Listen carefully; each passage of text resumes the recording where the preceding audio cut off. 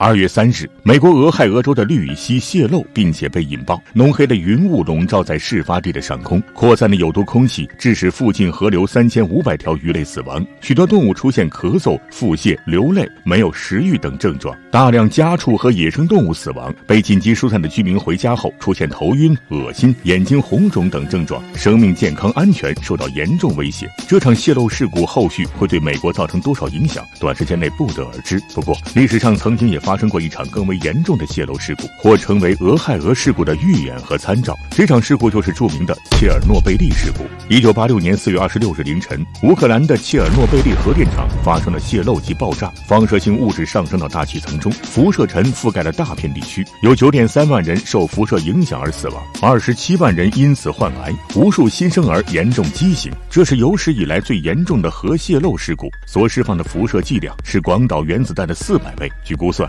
完全消除这场事故的影响至少要800年，而残留的核辐射危害将长达10万年。核辐射的危害为何如此巨大，持续的时间如此之长？核辐射是原子核结构和能量转变后所释放出来的微观粒子流，它可以使物质引起电离或激发，直接杀死细胞。核辐射发射的高能粒子，比如阿尔法射线、伽马射线和 X 射线，会直接打断 DNA 链，改变 DNA 分子结构，使 DNA 发生变异，从而导致 DNA 合成的蛋白质不具备原本的功能。人体内部的一切活动遭到破坏， DNA 的变异是长期的，会影响生殖细胞，使后代产生相同症状，遗传疾病也会持续很多代。核辐射影响持续时间长，是因为核辐射中的放射性元素无法通过化学反应被处理，因为化学反应只能停留在原子层级，不能改变原子核的结构，也无法改变元素的放射性，我们只能等待放射性元素自己消失。有一个概念叫半衰期，指放射性元素一半原子核衰变所需要的时间。假设一个放射性元素的半衰期是100年，放射性元素有64个，那么第一个100年就会衰变64个的一半，剩下32个；第二个100年衰变32个的一半，剩下16个，以此类推，需要600年才能衰变到只剩一个放射性元素。